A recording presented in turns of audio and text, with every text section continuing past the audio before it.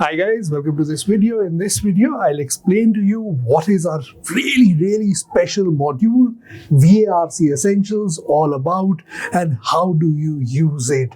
The VARC Essentials module is a power-packed module of 500 terms which have an explainer video, they have an article for you to go through on that particular topic, and accompanying RC practice, in-depth comprehensive coverage. And I'll explain this to you with the help of a term. I'll pick up one particular term, I'll guide you through the whole process. How do you use it? How do you go about it? Because this is going to be the game changer when it comes to your VARC prep. It's going to completely transform your VARC prep. How so? Let me explain that to you. Before we do that, right, what we'll be doing is we'll be covering the term antitrust law. That is something that we will cover in this video. I'll explain to you what antitrust law is, what is its connection, why are we studying it, why are we going through this particular term, and what is VARC Essentials all about. But before that, I'll quickly go through my quick profile introduction for you guys. I'm Prashant. I've been teaching students for VARC for the last 17 plus years, 20,000 plus students taught. Along with that, I've scored 9 times 99 plus percentile in the VARC section. So I'm bringing all that wealth of experience in creating this course, right? I specialize in course creation and product creation, and I'm bringing in all the years of experience in filtering the most precise course that is required for VARC prep for you guys, and that is VARC Essentials. Now, the core ideology behind VARC Essentials, and we'll get started with the term here, right? And let's start understanding the term and let's understand the ideology behind it. When we pick up a term such as antitrust law, which is defined as it's a set of legal rules designed to protect fair competition in the market. These laws prevent businesses from becoming too powerful, stopping them from cheating, fixing prices, or crushing smaller rivals unfairly. Why have I picked up this particular term? It's been in the news, right? There's a case going on in San Francisco right now in the Silicon Valley against Google. That's an antitrust litigation. There is also a case which is going against Meta, again in the United States, that is with its acquisition of Instagram, and whether it is an antitrust practice. So you will see this term used a lot in business as well as legal context. It's got an overlap of two areas. And what does this term apply? It refers to antitrust laws. These are a set of laws which protect fair competition in the market. Now, when we study terms such as these, what is it that we do? We change our worldview, and you will encounter this. You will encounter these terms in RCs, in reading comprehensions, in articles, in context for a parajumble question, VARC, across the board, you will encounter these terms. I call them terms. These are not just plain and simple words. This is not about vocabulary alone.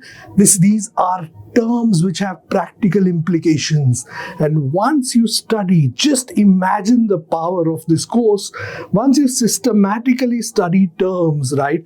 For example, from philosophy, economics, business, law, sociology, psychology, race and racism, feminism, sports, environment, and the list goes on. 20-25 such topics. If you pick clusters of terms and study them in a dedicated manner, what happens?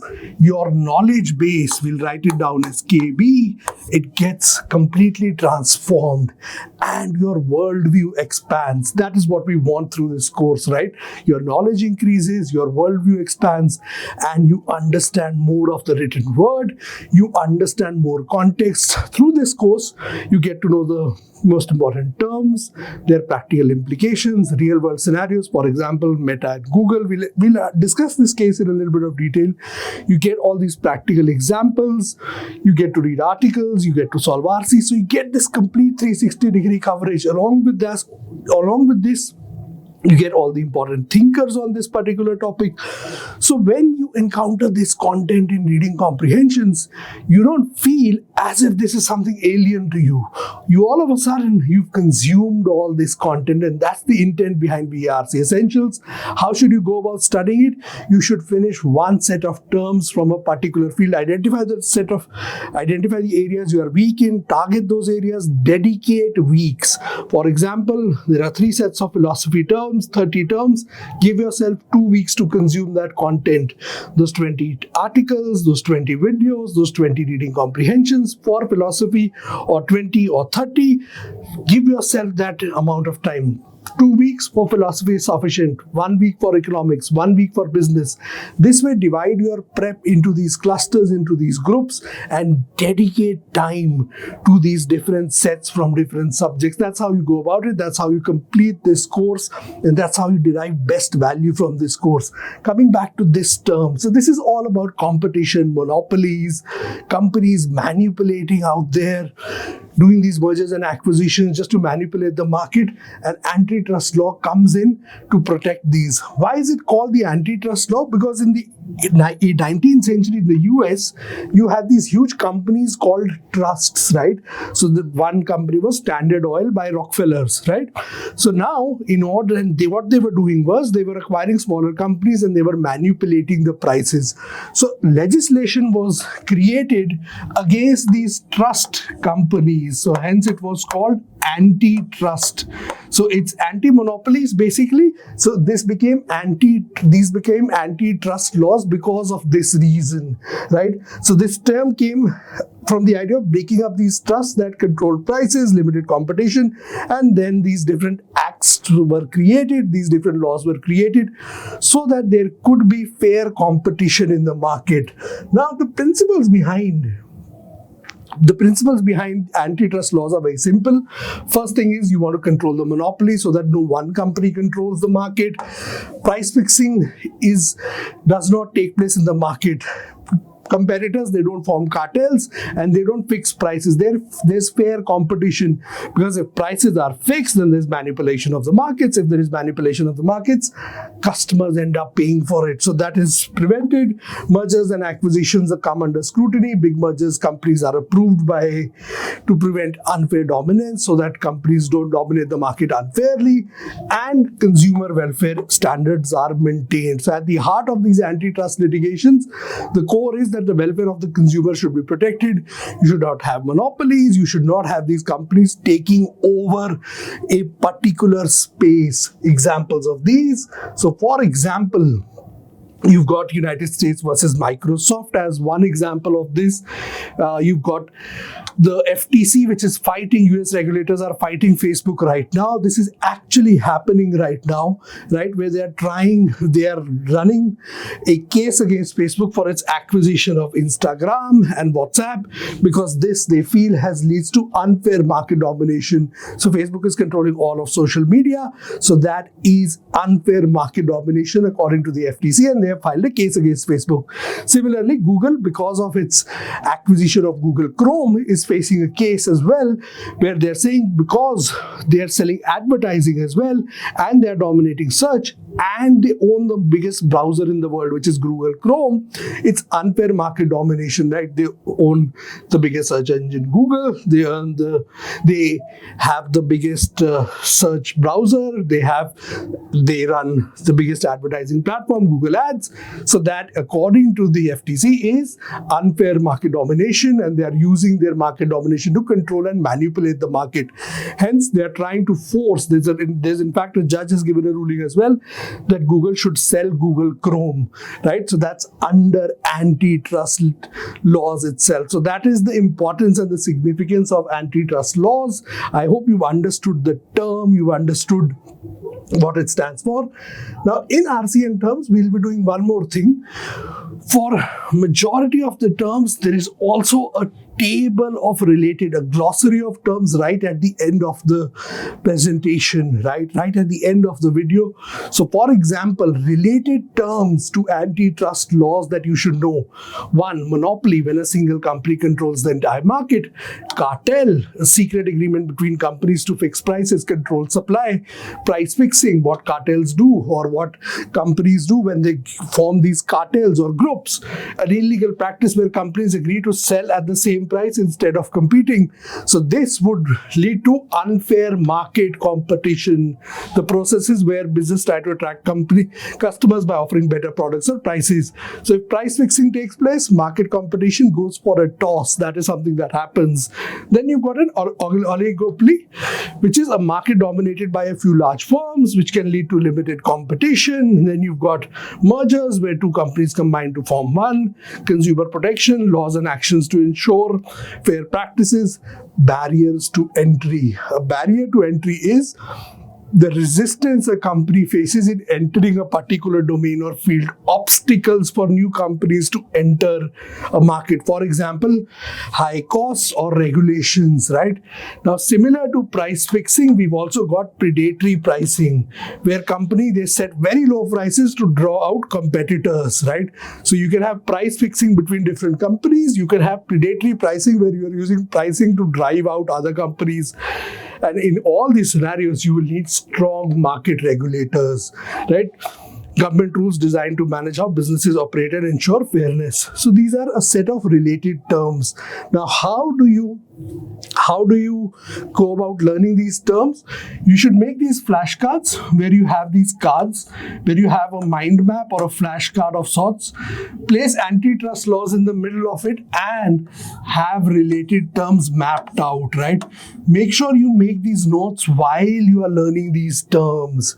You make these mind maps. So whenever you have to revise, you can quickly go through that mind map and revise quickly the set of terms. You can call it a mind map, you can call it a word cluster, you can call it related words, whatever you wish to call it. I call these drawings mind maps. These become very good visual aids in learning. So that's something that you can do. Learn all these related terms along with the content. So that is something that can happen. Now, we don't stop here itself, right? For antitrust laws. So this was the video portion that you get for every term that you need to consume. You also get a detailed article with a complete introduction. How did the term originate?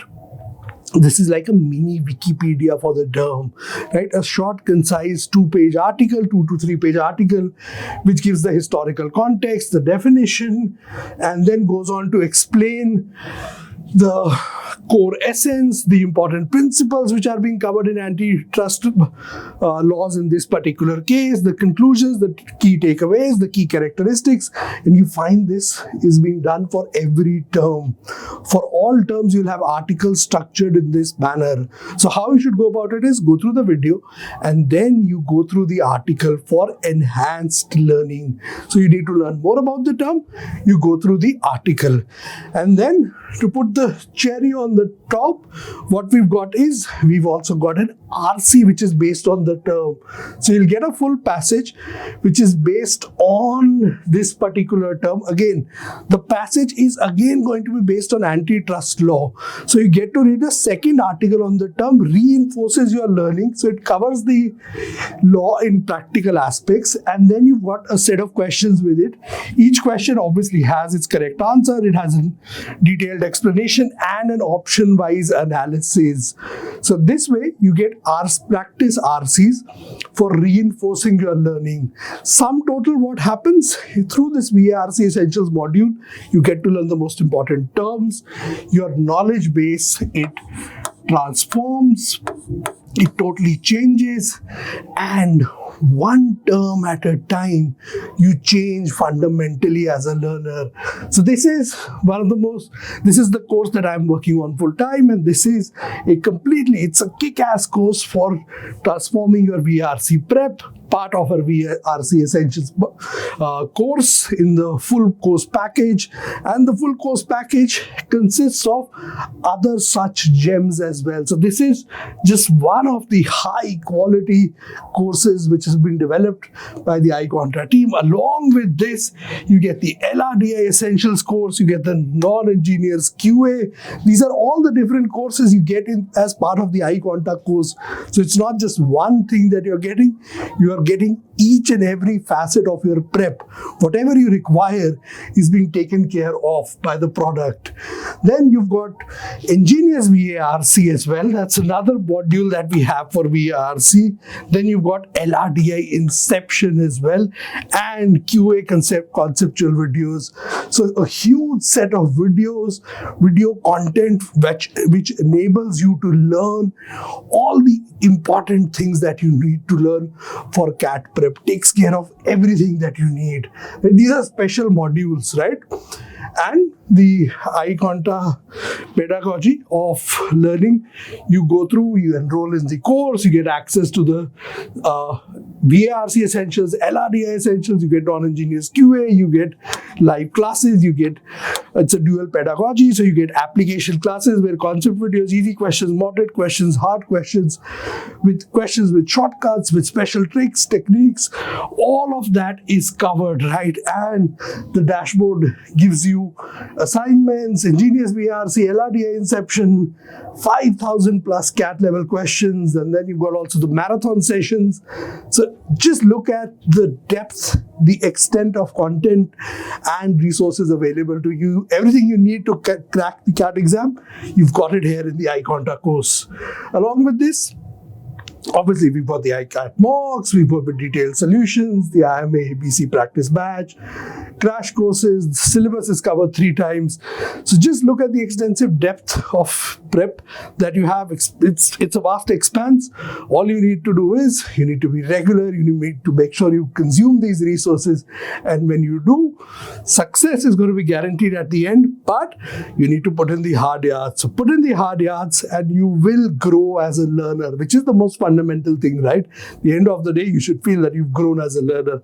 So this was about the VARC Essentials section, how to go about it, all the other features of the course. I hope you had a pleasant time watching this video and you enjoyed this new sizzling iQuanta feature. Thank you very much for watching this video and happy learning.